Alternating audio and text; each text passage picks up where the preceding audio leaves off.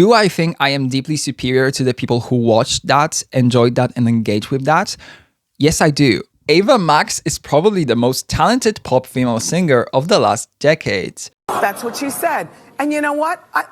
What was that? Okay, Jane. You can't just get a Ouija board and like ask them what they want to do with that money. Well, okay, let's see how hot these takes are going to be.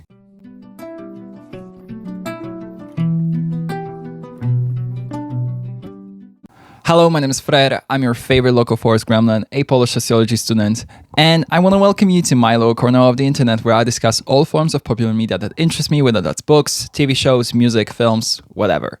Today, I decided to do something that I've seen thousands of other channels do, so it's not really that special, but at the same time, I wanted to put my own little spin into it and also try this video format to kind of be more engaging for you guys as well. So let's see how this turns out. Today, I'm going to be reacting to your pop culture hot takes, which you submitted through my Google Forms that I posted a couple days ago. By the way, thank you for all the like 50 something submissions. That was really, really nice and really appreciated. You made making this video very easy. If I'm not mistaken, there are going to be like 20 takes in this video, which I'm going to divide into 3 groups. First, we're going to be talking about music, and just in general, those are hot takes that have something to do with the music industry, with different pop stars.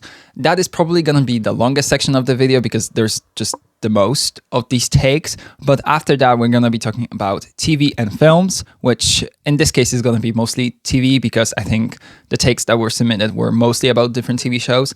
We're going to be talking about those. And then at the end, we're going to do like, I guess, a section for like the rest of the hot takes. Those takes are less specific when it comes to like the industry that they're referring to, but they're still somehow related to pop culture and entertainment. Now, obviously, I cannot cover all of those 50 something takes that were submitted. The video would just simply be too long, and I'm already going to be yapping a lot, so I don't want to make you sit through that. But if your take didn't make it in this video, I might do a part 2 next month if this video does, fairly well and if you guys are into that. So definitely let me know. This could become our little tradition on the channel when like every month, let's say we do this, because the world of pop culture is ever lively, ever changing, so there's always something to talk about. But before I get into the first hot take of the video, I would quickly like to remind you to please subscribe to the channel if you are not already. Most of you watching are not subscribed, which makes me very sad. And at the same time, you can also hype the video, you can like it, you can share it around with your friends, you can comment down below your takes or what you think about the takes that are going to be presented in the video. And you can also follow me on so many social media platforms. I have a TikTok account, Instagram, Twitter. I'm on Letterboxd as well. Like, just follow me wherever you want. There is going to be a link tree in my bio. And with that, let's get started with our first musical hot take, which is, I stand behind artists like Chappell Roan and Doja Cat who have been vocal about parasocial fan behavior. I think some stands are used to artists being overly accessible and nice, so it can be a bit jarring or come across as mean when artists refuse to return the same level of love or are strict when it comes to their boundaries. I don't agree with the "you wouldn't be where you are if it wasn't for the fans" mentality some people have. I also think in general people shouldn't put artists on moral pedestals. We're all human beings with flaws. Zara Larsson, for example, getting dragged for using ChatGPT is so silly to me. You're an icon, by the way. Thank you so much. That is a loaded take. I think there's a lot to say here, so let's just get into it. To your point, I would say I very much agree with most of what you said. I think specifically the way that the internet has been shocked with Chappell Roan and the fact that she dares to set boundaries and actually, executes them. That was so weird to watch. Immediately, people jumped on these insane conclusions that are completely baseless about her. The standard, she's rude, she's mean, she hates kids, she hates men, she's not talented, she's an industry plant, which for all of that, there's no proof. It's not the case. But to those people, it doesn't matter. All that matters is that there is a new pop star that everyone can freely trash on, which kind of fucking sucks, not gonna lie. With Doja, I have to say, I am less familiar with her situation. All I can remember is that apparently, I know she told some of her fans, get a life or something. She basically was, on paper, pretty rude to them. I don't really know, what led to that situation, what was going on. Maybe something happened. So yeah, I don't think I'm educated well enough about that situation to like speak about it, but I'm assuming that there was a reason for the way that she behaved towards her fans. I think it comes from a sense of entitlement, really, especially with like the Chapel situation. And what sucks even more is when these people and their little like opinion about a pop star doesn't get vindicated immediately. We see like insane like pissy fits, hate trains towards these people, and they've not really done anything bad. Regarding the Zara Larsson situation, there is a separate hot take for that somebody submitted, so I'm gonna cover it right after this one. Yeah, I have many conflicting emotions about it, but I do also agree with you that just because, you know, a celebrity or singer are in the limelight, that doesn't mean that they're pure and always right, and that they are examples that we all should like follow blindly. Their morals clearly vary, and most importantly, they are still human. They can fuck up. More to that, I know that if I was in the position of some of these folks, I would also fuck up, and so would all of you watching. Like, it's not possible to be a celebrity and not like misspeak one time or like, I don't know, say something wrong. We've all done that, but the only difference is we don't have like hundreds of cameras and phones directed at us, like just waiting for every word that comes out of our mouths. I think if everyone just takes a step back, touches some grass, takes a big breath, things stop looking so bad, you know? Chappell Roan suddenly goes from being a terrorist and criminal to just a pop star who had a few situations that she couldn't control. But obviously that is not happening because too many people thrive on these stupid dramas. But since you brought up the Zara Larsson situation, let's talk about it. People seem to forget the whole Zara Larsson AI fruit slop thing pretty quickly. It's not always just mindless hate to hold your faves accountable. Okay, do I think it was a big deal? Not completely, but also partially yes. Obviously, the fruit AI thing was dystopian. It was horrible. And the amount of people that decided to bravely just like come on the internet and proclaim their interest in that was terrifying. It was like we were all living through an episode of Black Mirror or something. Do I think I am deeply superior to the people who watched that, enjoyed that, and engaged with that? Yes, I do. Yup. The fruit AI thing was the catalyst for a lot of important conversations to happen, but it was disappointing to see just how many people were like into that and also didn't care about the fact that it was generative AI and that is, for example, harmful to the environment, but also causes a bunch of other problems that are very, you know, difficult to ignore unless you just don't care. Zara Larsson engaging with that was definitely disappointing to see, but at the same time, is that a thing that you can like crucify someone over? I don't think so. It is concerning though that a person of like high notoriety is engaging with it and more so actively basically promoting it. Fucking idiot. It makes it seem like it's more okay because this famous singer that is having, you know, so many hits right now is talking about it. It gives a moral excuse when that shouldn't, you know, be the case. I have a quote of what she had to say when this whole thing was going down because she did address it. She said, "And I just actually want to be funny sometimes and want to connect with people." And obviously, you know, that happened after the entirety of the internet was just like talking about it. And, you know, she suddenly found herself at the center of the fruit AI discourse. I have to say, though, this statement is even more concerning to me than the activity itself. Because what is so difficult about saying, "Hey guys, sorry, I didn't think it through. I don't like AI. AI is bad. I didn't realize that what I was doing could potentially be harmful." I don't know, like just, it's very easy to just say like, "Oh yeah, by the way, fuck AI. I'm sorry for engaging with that. I didn't think," you know, there's like, it's so easy to say that, right? But instead she's talking about connecting with people through AI slop.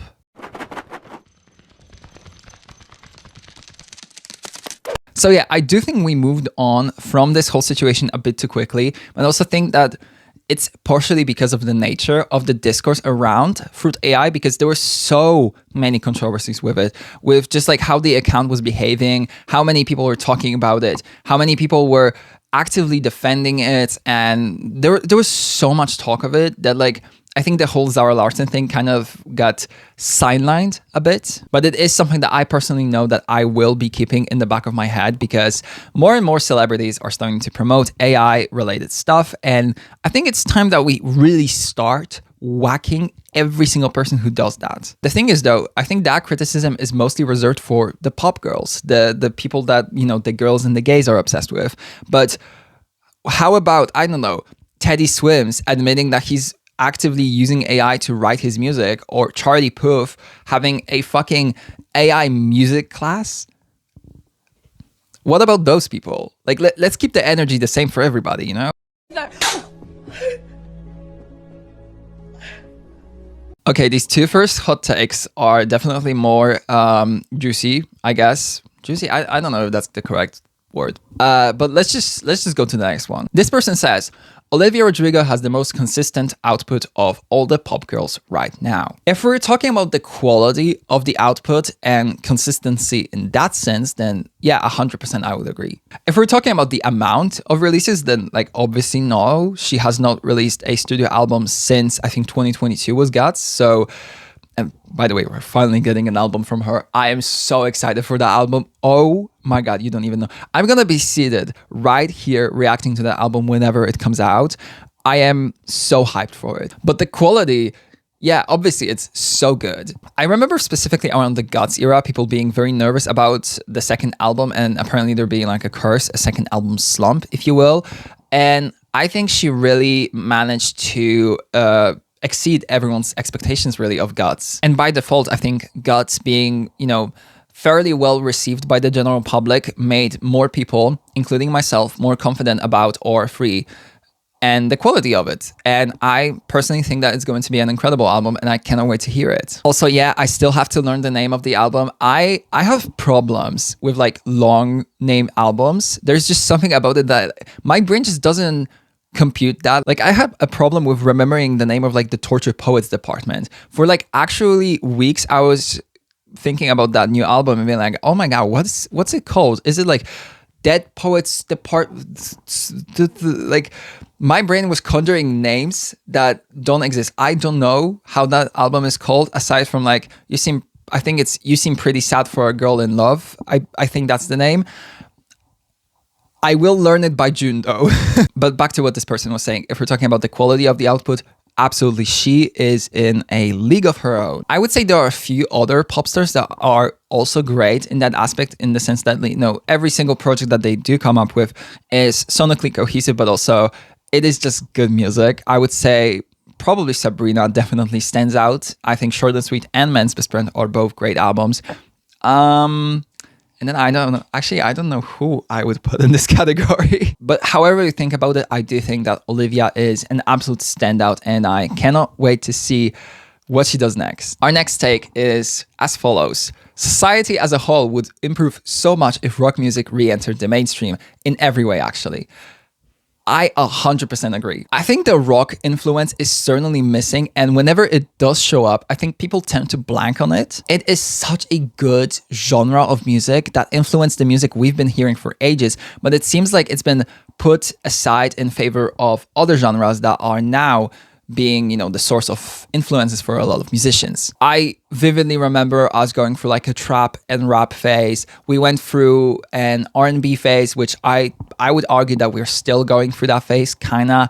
We definitely have been seeing a lot of more Europop influences pop up here and there. Like, it's time. It is time to dig up the rock classics. It's time to take out these guitars from the storage. It's time to present new spins on it, because it is very much doable. And I think this could also lead to so much incredible music. I do think it would also potentially eliminate some of the less ambitious songs that we tend to get from artists now. Like the TikTok songs would be gone from the charts. Alex Warren, dust. There's no Benson Boone, no Somber, so on and so forth. I think it would shake up the industry. I think it would give us some great music. It would give us sounds that we haven't heard for years. And I think it would just be very, very fun. And the potential of artists that could rise with that movement, ooh, don't get me started. I think we could see so many incredible names finally enter the mainstream with that. So yeah, I would be all for a rock phase in the music industry. I think we're overdue for one, and I really, really hope it happens soon, because I would be so happy. The next person says, Sabrina Carpenter is going to be a star whether you'll like it or not. well, yeah, I guess. Obviously, she is a star, and I don't think she's going anywhere. She is one of those pop stars where you can tell that she was just made for the spotlight. And love it or not, I think a part of the reason for why she's stuck around for so long now and why she seems to only be getting bigger really is her brand. That brand is actually untouchable. It's so good. I would say it's one of the best brands that we have right now for like mainstream pop girls. I don't think anybody can really touch that. Like it's just so perfect. And she also manages to find new references that uphold that brand, but also make it more fresh, make it interesting. Like the things that she was referencing with some of the, for example, music videos for Man's Best Friend, like she referenced fucking Rocky Horror Picture Show. That is such an unexpected reference to see, I feel like. And she did it flawlessly and it fits so well with what she's doing as an artist. It's perfect. The person, the image of the person and the music, they all just like form this perfect little recipe when it comes to Sabrina. The way she marketed herself, but also the way that she's polished her craft over the years is the reason why she's so unstoppable now. And not to mention the fact that the music is really, really good. Like she won over the girls and the gays, and that's all you kind of need. And also in other ways, she is definitely here to stay because she already dealt with a very, very big hate train last year and she survived that. Her career has not, been tarnished whatsoever. So I think she can go through basically whatever now. Although, I mean, there are still people who think that she's like male-centered or MAGA, which is crazy, but I feel like every pop star kind of has that moment where they go through this sort of phase where everybody's just dunking on them, calling them MAGA, trad wives, conservative, pandering, male-centered, whatever. That happens for every pop star. So in that sense, she got the pop star stamp of approval, which I mean, those hate trains are insane. Like, what do you mean Ray had to deal with one? Ray, of all people? After she put out Where's My... Life could be worse. No, not really. This is the worst. This is the worst. This is the worst. You know what? Let's just leave it. So yeah, to sum everything up, I don't think Sabrina Carpenter is going anywhere, and I think she's only gonna continue getting bigger. Okay, next hot take. Oh, okay. Ava Max is probably the most talented pop female singer of the last decade.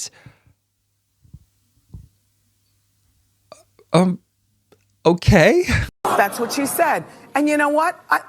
What was that? Okay, Jane. Sure. Listen, I don't mean to be rude. I don't know Ava Max that much, although Sleepwalker did go platinum in my household. That song is very fucking good. But are we sure? And I mean, don't get me wrong. I do think that she is probably a very talented vocalist and just a talented artist in general. But most talented pop female singer of the last decade, that is a big thing to attribute to somebody. I respectfully disagree. I think when you have people like, just like off the top of my head, you have Chapel, you have Sabrina, you have Jade, like, or even people like outside of the pop standard, like the pop box, like Rosalia or the previously mentioned Ray, like, you get the gist. Like, she's not really on that level, I think. But honestly, this is a good opportunity to talk about Ava Max because what is going on over there in the Ava Max queendom? Because I am so confused. I know that she did take, a trip to the Kia Asylum a while back now, but I remember, I think she also came out with an album that was like very unfortunately named Don't Press Play, and then no one really did. And also her label like didn't promote it and stuff. And she like, I think she went on like hiatus or something. What is going on over there? Like, is she having problems with her label? What's going on? Because I remember her being extremely popular. You had the Sweet But Psycho, you had So Am I think was another song. Like, she had a lot of songs that were practically just like very big hits. And now she's just nowhere to be seen, deep in the corridors and scary rooms of the Kia Asylum. Is she good? Should we check on her? Like, tell me, what is the tea? What's going on over there? Okay, our next hot take is as follows. Found Heaven is one of Conan Gray's best albums, better than Super 8 and Kid Crow. Yes, thank you for saying that. I think we can all agree, if you've listened to every Conan Gray album, Wishbone is clearly his magnum opus. Like, that's his best album, objectively speaking, which, by the way, I am so excited for the deluxe. I'm definitely gonna be reacting to it on YouTube, so stay tuned for that. I am so excited for it. I'm also seeing the Wishbone tour in like live in person in Kraków. I think it's May 29th. That's my date, and I'm gonna be there. I'm gonna be cosplaying Pirate Conan, and I think it's gonna be very fun. I'm so excited. If you see me at that show, definitely, come say hi. I don't bite. But back to Found Heaven. This is such an underrated album that I think Conan himself is starting to forget about it, which sucks. On the Wishbone World Tour, there is one Found Heaven song on the setlist. One. Meanwhile, there's like 5 or 6 songs from Kid Crow, and Super 8 also, I think, has like around 5 or 4, some number like that. Like, not to be controversial, I think his discography is incredibly good, and it's pretty much as close to skipless as you can get if you exclude Best Friend. Clock that T. But can we please retire those Kid Crow songs? And can we put like one Found Heaven song in there instead? Just 1 or 2 maybe. Okay, I'll get greedy, 2. Can we do that? Like, that would be so good. Maniac, Wish You Were Sober, hell, even Heather, I would easily trade for, I don't know, for example, Forever With Me, Bourgeoisie's, or maybe Killing Me. Like, just one of them, really, just one of them. And what sucks even more is a tour is an opportunity for you to promote these songs. I think that's why so many artists now put these like more deep cuts on their tour set list so that they can get discovered.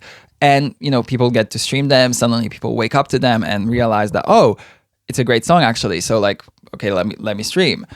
He's not doing that. I think Found Heaven is better than Kid Crow.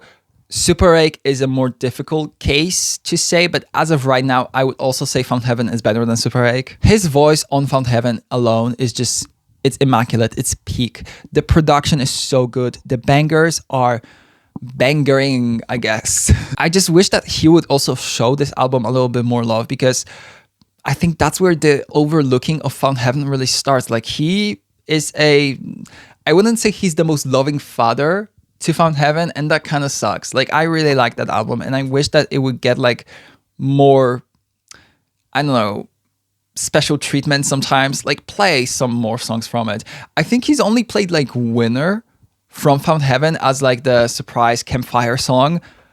Why? That album has like 14 songs on it. You could easily just play Forever With Me or Miss You or Boys and Girls, whatever, really. The fact that Lonely Dancers isn't on the setlist is crazy to me. Or Bourgeoisie's is really. Like, those two, I would kill to see those two live. And I didn't get to see the Found Heaven tour, so like, I'm never going to see them live now because he doesn't fucking want to play them. But yeah, I'm gonna move on before I go on a side tangent about Conan Gray again. Conan, I love you. If you're watching this, you're not, but I love you. Can I please break the wishbone with you in Krakow? That would be very cool. That would be a dream. Okay, let's go. The American charts are cooked beyond salvageability. I don't know how to pronounce that word. I hope I did a good job. The only good songs to have charted here in the last year are The Subway, Stateside, and the Bud Bunny songs. I disagree on the songs you named because there are a few more that I really liked that did chart very highly. So in that sense, I do not agree, but with the rest of the statement and just like in general what you mean there, I definitely do agree. Billboard keeps on changing rules of charting.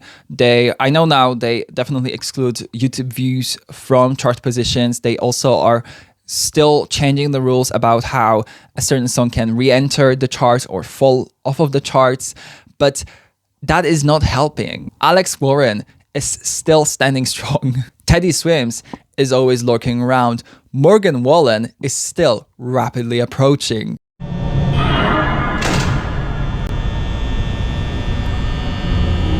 The charts used to reflect what's popular. Now they reflect what's getting overplayed on radio, because most of these songs, they don't exist in the wild now. You used to be able to show a random person off a street the Hot 100 Top 10 and they would probably recognize almost every single song from it.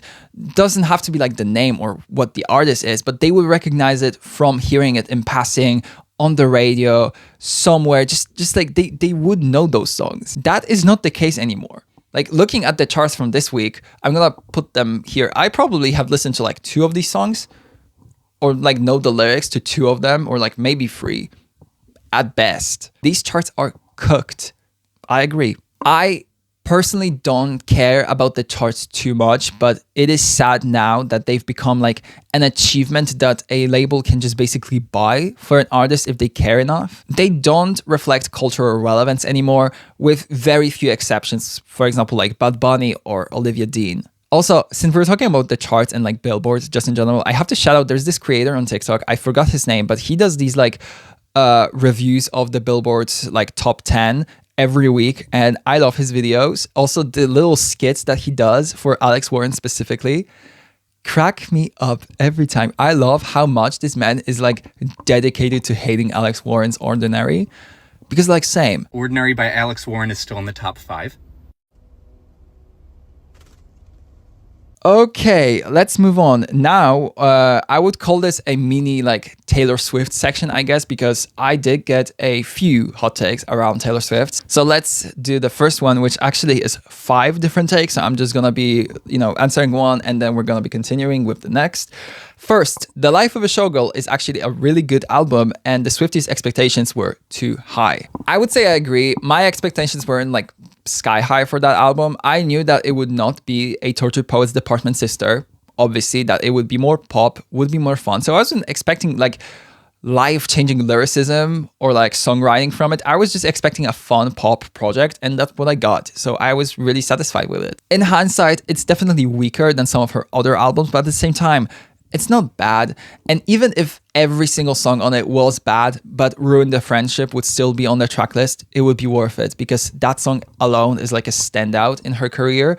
And I am very, very happy that she gave it to us. The second take here is Fortnite is not a good lead single. And unfortunately, I think I have to agree. The music video for Fortnite is one of my favorites of her career. And I mean, I have a video ranking all of the music videos prior to Elizabeth Taylor. So, I mean, you can go and watch that if you want my opinion on the music video for it. But the song itself, it just doesn't scream lead single to me. I Can Do It With a Broken Heart should have been the lead single. It was a single, but it wasn't the lead single, and it should have been the lead. But also there are other songs on just the standard edition of the album that really could have challenged for that single spot, and I think could have done incredible as singles. For example, I would say But Daddy I Love Him is definitely one that I'm thinking. Maybe Guilty as Sin, although that one, I think that one is maybe a little bit better off as like a deep cut in the album. And I would say also Florida is definitely a song that I could see being a very successful single. The third take, Wood, is kind of good production-wise. I don't know. Wood is fun. The production is a bit all over the place for me. I don't think that is the highlight of the song for me though. I like the shock factor of Wood specifically, like watching people react to it and just being so confused. That is the highlight for me of the song.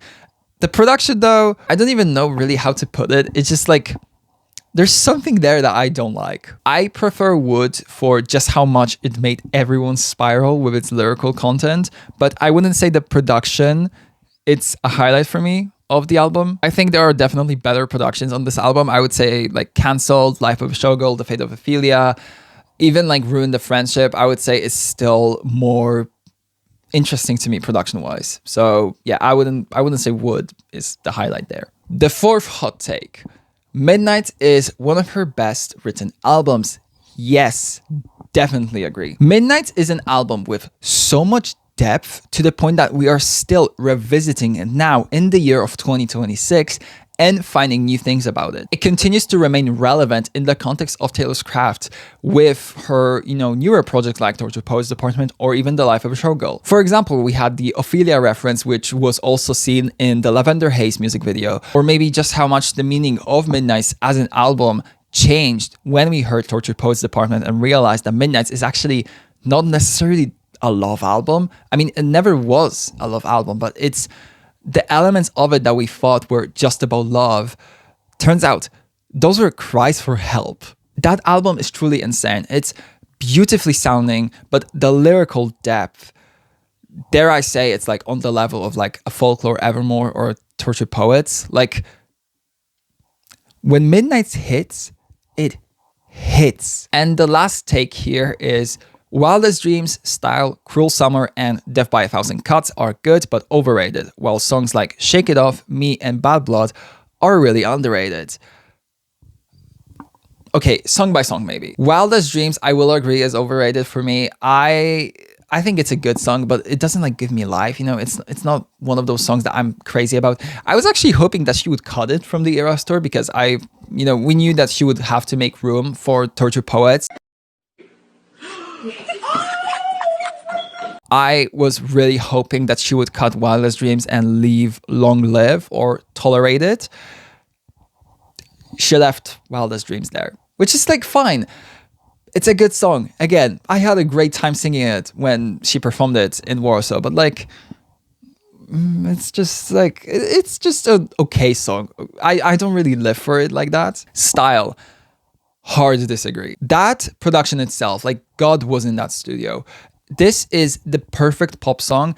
When you like look up the word pop song in a dictionary, when you Google it, that song starts playing. It's that good, and that just like iconic for the genre that it's a part of. You cannot outdo Style. And I would say honestly, same with Cruel Summer. That is a hit. And I mean, I understand why it charted at #1 4 years after its release. And with Death by a Thousand Cuts, I would say it's definitely one of my highlights off of Lover. I don't really like Lover. It's my least favorite album of hers. But Death by a Thousand Cuts is definitely a strong song to be in the track list. It's really, really good. That bridge alone is just like one of the best bridges of her career. I think she said that it's one of her favorite bridges on one of like the Eras tour shows. So like, I understand why it's so popular. It's definitely one of my favorites off of that album as well. So no, I don't agree with that either. As for the underrated ones, I will agree with Shake It Off because I do think people underestimate the power of Shake It Off. It's a big hit. And also that song itself, it has power. It has the power to make anyone get up and start dancing. That was probably one of the happiest moments at the Eras tour show. Like everybody was dancing, whether it was, all, the teenage girls that came there or their dads or, different, boyfriends who don't know anything about Taylor Swift who still went to the show for like their girlfriends or stuff. Everybody was dancing to Shake It Off. That was the loudest I think the stadium got that night. So yeah, I think Shake It Off is a very powerful song, and I think the fandom underrates the culture impact of Shake It Off. The rest though, Me is not good in my opinion. It's there for me. I don't really like that song. Bad Blood is fine. However, the Kendrick Lamar version washes the original. Like, it's just so much better. But both of them I think are underrated for a reason. Like, there's just better songs out there in her discography. We move on to the next take, which is still Taylor Swift focus. This person said, I like Taylor Swift, don't get me wrong, but I don't think she's an insanely good lyricist. Hard to disagree. But at the same time, I do think that it's a subjective thing. Her style of lyricism might not work for you the same way that it works for example, me. But even then, I think it's hard to look at albums like Folklore, Evermore, Midnight, or even Tortured Poets Department and like say that they are poorly written albums and the lyricism on those projects are like mediocre. This woman wrote Chloe or Sam or Sophia or Marcus, and you want me to sit here and say that she's not an insanely good lyricist? Like, no. She wrote Hoax. She wrote Ivy. She wrote Dear Reader. She wrote Begin Again. Like, if that's not insanely good lyricism, then I don't know what is. And also, she is great at pop songwriting as well. Like, you have songs like Ophelia or Style. They are definitely proof of the fact that she is a versatile songwriter. She can tell you a story, but she can also write a song that is just perfect for dancing, for having fun, for, being a pop banger. Again, there are different kinds of songwriting and different tastes. We're allowed to have them, There is a difference between the way that, for example, Ray writes her music. There is a difference between Ethel Cain and, Taylor Swift and Sabrina Carpenter with the way that they use references, how emotional it is, how direct it is, stuff like that. Or Lily Allen, that's a great counterpart in my opinion with how direct she is. But, it's okay to like one over the other, but all I'm saying is I think Taylor is known as a songwriter first for a reason. Like, that wouldn't be the case if she wasn't really, really good at her craft. That's lyricism that, like, objectively, I think you can look at and be like, okay, like, obviously it's good. Give her her tens. Give her what she's that's one thing about me. I give tens what tens are due. I'll tell if you look crazy. I'll tell if you look stupid. We have reached the last hot take of the music section, and that is half the music industry would not exist if it weren't for Eurovision. Very interesting hot take, especially considering that I used to make Eurovision content and I don't anymore because I don't want to associate myself too much with that contest.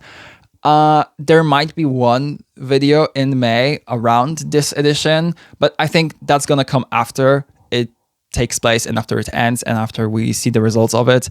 I'm not gonna be watching Eurovision this year, and I think whether that video really happens is very much dependent on how the edition shakes up. So we'll see. Just like keep an eye out on that, I guess. If you want to see my ranking of the year, I did listen to the songs individually. I think I posted it on my Twitter. Look it up. I don't know. Why have you forsaken me?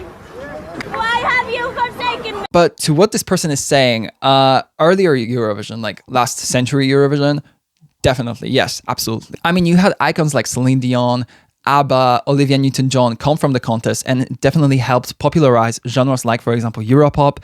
It opened the doors for so many languages to be heard on an international stage for the first time. The contest and the types of songs that would be sent to it were inspiration for a lot of musicians outside of Europe. So yeah, Eurovision is definitely part of the reason why the music industry looks the way it does now. However, I do think that the impact of Eurovision has lessened over the years, especially now that we are in the 21st century. I wouldn't say that the contest really affected the music industry that much in this century, and certainly not in the way that it did with acts like ABBA. We've had a few influential acts like here and there. You had like the rise of like ethno pop, so on and so forth, but I don't think that altogether really affected the directions that the industry at large was willing to go in. And more to that, I don't think that that impact is really gonna grow now that Eurovision is officially in its Kia Asylum era and countries are starting to withdraw. We just lost 5 countries this year. We are bound to lose more next. Like, I don't think that's what impact looks like to me. So yeah, to summarize, if we're talking about earlier Eurovision, like last century Eurovision, definitely the impact was huge. But now, I think that impact is practically not there whatsoever. It's just not, I mean, it's not like non-existent. It's there, but it's very tiny compared to what it used to be. Okay, with that, I think it's time to wrap up the music section of the video, which was probably very long. And time to move on to the shows and films section, which I think for this specific video is mostly going to be shows, but let's talk. This person said, the ignorance towards Russophilia and Zionism in the entertainment industry by fans is being normalized, and it's very telling of the current political state of the world.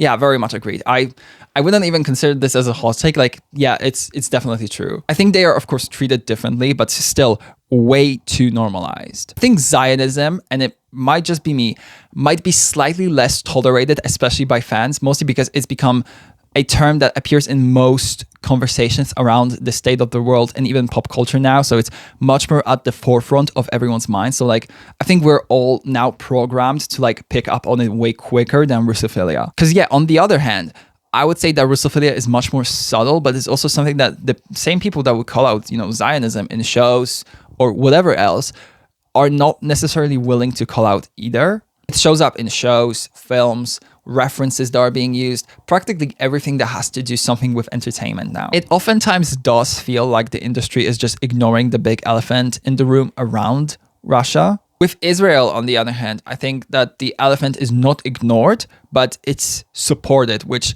arguably could be even worse. People are way more open about their support for Israel than for Russia. Either way, I think the nuance almost doesn't matter here because both are a bad thing and I do hate seeing it. It's difficult now to watch something and not have one of those things come up. Too bad Hollywood and the entertainment industry aren't necessarily known for their correct moral compasses, aren't they? This person said, The Boys is actually a very right-wing show, and it's quite pathetic that the screenwriters keep acting surprised that they have right-wing fans. Oh, okay. They treat their minority characters like crap, keep killing them like flies, empathetic displays of weakness and helplessness, and give all the spotlight to the most toxic man. Admit it. Come on. I disagree. I disagree heavily on this. Last night, I watched the premiere of season 5. And I mean, if you did watch those 2 episodes alone and say that they're pandering to right-wing viewers, I mean, are we watching the same show at that point? Like, it just, I don't know. It's very apparent to me that it's making fun of them. And listen, to your point, because you brought up the minorities and how they're treated in the show. I agree with that. I definitely see what you're talking about. However, I don't think that's a The Boys thing. That's just an entertainment industry thing. It's something that we see in so many shows, so many films. That's just kind of what happens. So I don't think that The Boys having poor treatment of minorities, which they definitely do, don't get me wrong, the treatment is wild sometimes, but I don't think that's just them pandering to right-wing audiences. They definitely fuck up in that department, but they make up for it in a way with this show being basically a political satire that makes it clear who the show is really for. Right-wing viewers are, to put it nicely, not known for being too intelligent or observant or knowledgeable. So yeah, some things are going to fly over their heads. Like, for example, Homelander being a clear metaphor for Trump.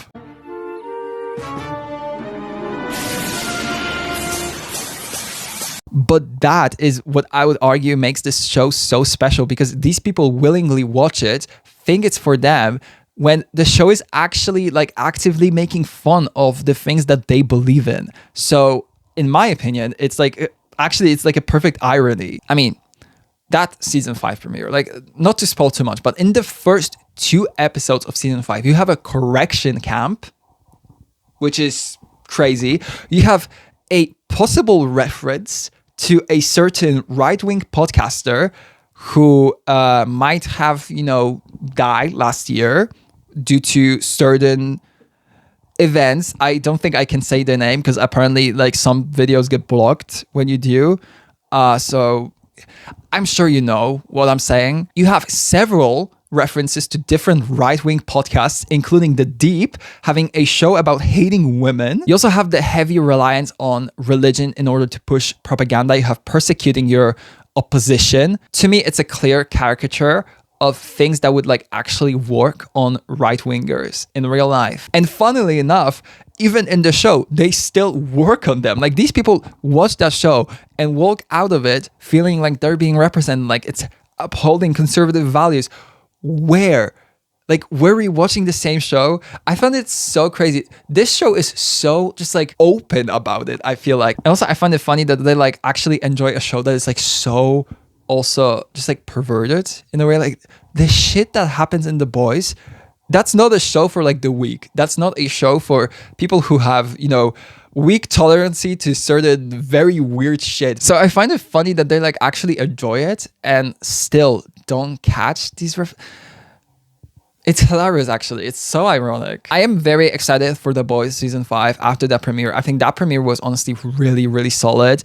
And hell, I might even make a video about it once the season ends and everything wraps up. So definitely let me know if you would like to see that. I'm definitely up for that. I think it could be a very fun video. And I think there's also a lot of reflecting to be done around what The Boys has done for political satire in the like entertainment world. So I'm definitely very, very excited to possibly talk about this. So definitely let me know if you would be up for that. We have unfortunately reached our last hot take of the shows and film section. But listen, if you want more, you can submit them next time. Fujoshis are getting way too comfortable sexualizing MLM relationships. It's giving straight men finding lesbian relationships arousing. Arousing? Sorry, is that arousing? That is a difficult word to pronounce, but yeah, I definitely agree. It's become even more apparent last December around Stranger Things 5 dropping and the whole Byler thing, but also Heated Rivalry coming out. I mean, hello, I made several videos on both of these topics. So like, yeah, Definitely. I feel uncomfortable because of it. So many other people feel uncomfortable because of it. It's become way too normalized. I think sometimes people are afraid to call it out, and the comparison with fetishizing lesbian relationships by these straight men, that I think a lot of the times gets dismissed and basically labeled as not even comparable, which in a way I do agree with, because I think that side of the coin is definitely much more disgusting and dangerous. And straight men are horrible. They are terrifying. But just because that side is clearly worse doesn't make it justifiable. And also, it's just clearly the same issue, just flipped. And then these women have the nerve to pose as allies to the community. Like, girl, they're not at the parade. They're not supporting us. They're not talking about legislations that are being passed against us. They're not showing us any sort of support in any shape or form outside of talking about how two men kissing is hot. We don't need that. We really do not need that. Just leave us alone. You can fujoshi all you want. Just keep it respectful and don't treat us like circus animals. Okay, and now we can move on to the rest of the hot takes. There are 3 more that I wanted to cover that kind of didn't fit in either of the 2 categories, so they're just lumped here. The first take is, I think. I, on the other hand, do not. The next take is, most of the time, it's okay to separate the art from the artist. I disagree. If an artist is actively causing harm to society using the money they can earn through your streams, purchases, activity, whatsoever, it's not. It's only okay, in my opinion, if the artist that we're talking about is dead, because what are they gonna do with that money? Not much. Like, people used this argument recently with J.K. Rowling because the new Harry Potter TV show, the trailer for that came out, which, by the way, it looked like shit. The people that are seriously excited for this, I question so many things about your existence, but basically they're saying that probably many other beloved authors would share her views if, they're still alive, which, yeah, probably. You're probably correct. I admit that most of these people were probably closer to being conservative, and if they lived now, they were probably somewhere maybe be transphobic. That is definitely a real possibility. But there is a huge difference. They are dead. They have no way of expressing their possibly bigoted beliefs. Also, they have no way of using that money that they would possibly earn on, for example, funding anti-trans organizations, which is something that J.K. Rowling is doing. You can't just get a Ouija board and ask them what they want to do with that money. What harmful organizations they want to support, what laws they want to fund, what merch they want to sell. What is, for example, I don't know, Tolkien gonna say? Not much. But if that wealth can be used to, I don't know, spreading Nazi propaganda, like a certain rapper, or, I don't know, funding transphobia nationwide, like a certain author did, I don't think we should help them in generating that wealth. And people who are able to just look past that scare me. Stay back. Oh, I know J.K. Rowling is problematic, but Harry Potter. I know Kanye West kind of proclaimed himself to be, a Nazi, but he made Graduation. You sound pathetic. Don't stop. Go on. You have no moral compass. You're spineless. You're the weakest of all of us. You're up there with the AI bros, holding the title for the most sad, weak, and pathetic people in our society, period. So no, I don't think it's okay to separate the art from the artist in most cases. There are a few that I would agree with, especially when they get canceled for something that isn't bad or isn't their fault. For example, I think the best example of this is Janet Jackson, who got basically blacklisted from every single possible corner of the industry for something that she never did, and something that she also didn't have control over. But Justin Timberlake walked out of that incident untouched, nothing, without a single scratch on his career. But yet she had to suffer the consequences of that for years. How is that fair? And there are dozens of other examples of artists being falsely cancelled or cancelled for something that just doesn't matter and shouldn't matter. The list is long. You have people like Britney Spears, you have the Dixie Chicks, you have Sinead O'Connor. The list goes on. But altogether, in most cases, I would say if someone gets canceled, I think there's probably a reason for that. So maybe we should like not give these people our money, you know? Just a thought though, just a thought. And the last take of the video is as follows. Something being popular does not make it bad, simple, basic, nor bland. I couldn't have said it better myself. There are so many popular things that certain folks will completely dismiss because they're too cool for that. So many pop stars get that treatment, for example. You know, you have Taylor Swift, Sabrina Carpenter, Olivia Rodrigo, basic because it's popular. And listen, there is definitely some truth to that because if something is popular, chances are that it's more basic because that way more people can get into it. And that's why we get like these ridiculous chart runs from songs that are the epitome of mediocre. But that also isn't a rule for everything, you know? We've already talked about, for example, Taylor Swift and her lyrics and how it's so far from basic, yet she is the biggest pop star on the planet right now. And millions of people are streaming her albums, whether they are basic or not. And also, I mean, not everything has to be like 3 miles deep, filled with metaphors, hidden meanings. Not everything has to be a commentary on how capitalism is ruining the world and climate change is gonna doom our civilization. Yes, that is important that we have intellectual media, intellectual entertainment forms, but sometimes it's okay when a piece of media doesn't do that. Sometimes all you need is just some entertainment, something to make you stop thinking about how, for example, the world is currently going to shit. I personally like a lot of popular things. I don't think that makes me bland. I don't think that makes me basic, simple, whatever. I very much don't think that about myself. But see, I contain multitudes. I'm able to enjoy something regardless of its popularity status. And I think that is the approach that we should implement as like a society because it's been getting unbearable lately. Is that gonna happen? Probably no. I really wish that we would be able to, I don't know, be just nicer to each other about our interests and anything like that. I think it's very toxic out there. And you really have to sometimes just like go outside and realize that outside of all that negativity, there is, you know, stuff to be enjoyed elsewhere. So with that, we have come to the end of your submitted hot takes that I chose for this video, but I wanted to give you one more that comes from me. This take is, I wouldn't say it's like a hot take, it's more so a warm take, you know, it's not cold, definitely. And that is, I don't think Cat's Eye are going to disband anytime soon, even with or without Manon. I think Hybe and Geffen are just too prideful, but also too stupid to see that like this is not working, especially not now without Manon and her being excluded from Pinky Up, which, by the way, that song is... If you enjoy that, I mean, like, good for you, I guess, but just like, are we sure? Are we sure? Isso aí. Isso, meu filho. Força, força. Calma aí aqui, acompanhamentozinho aqui, ó. Pra dar But also her being now excluded from Coachella and stuff like that. Like, there's just... I don't see a universe in which they disband quickly. I think Hybe and Geffen are gonna drag this out. They're gonna promote as much music as they can. And finally, I want to say in like 2 years, maybe, then they're gonna put an end to the project. Ultimately, I don't think Cat's Eye can sustain itself without Manon, but I think Hybe and Geffen are gonna try their best to make it survive for as long as they can. So I don't think they're disbanding anytime soon. I think they're still gonna continue as a 5-piece.